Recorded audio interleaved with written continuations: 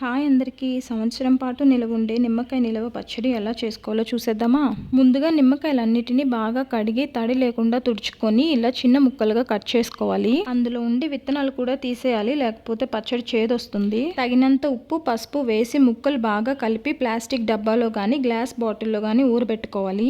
2 రోజులకు ఒకసారి కలుపుకుంటూ ఒక వారం తర్వాత ఇలా ముక్కలన్నీ బాగా ఊరిపోతాయి. ఉప్పు కరెక్ట్గా వేసుకోవాలి, లేకపోతే బూజు పట్టేస్తాయి ముక్కలన్నీ. ఇప్పుడు కడాయిలో ఆవాలు మెంతులు జీలకర్ర బాగా వేయించుకొని పక్కన పెట్టుకోవాలి. ఇప్పుడు అదే కడాయిలో పోపు కోసం కొంచెం వేరుశనగ నూనె లేకుంటే నువ్వుల నూనె వేసి ఆవాలు, పొట్టు తీసిన వెల్లుల్లి, కరివేపాకు, ఎండుమిర్చి వేసి వేగిన తర్వాత స్టవ్ ఆఫ్ చేసుకొని ఇందాక పక్కన పెట్టుకున్న ఆవాలు మెంతులు ఫైన్ పౌడర్ లాగా మిక్సీ పట్టుకోవాలి. తర్వాత ఈ ముక్కలన్నిటిని ఒక బౌల్లో వేసుకొని తగినంత కారం, మిక్సీ పట్టిన పొడి వేసి బాగా కలుపుకోవాలి. పోపు చల్లారిన తర్వాత మాత్రమే ముక్కలు వేసి కలుపుకుంటే ఎంతో టేస్టీ అండ్ ఈజీగా నిమ్మకాయ నిలవ పచ్చడి తయారైపోయింది. వీడియో నచ్చితే లైక్ చేయండి. Please subscribe.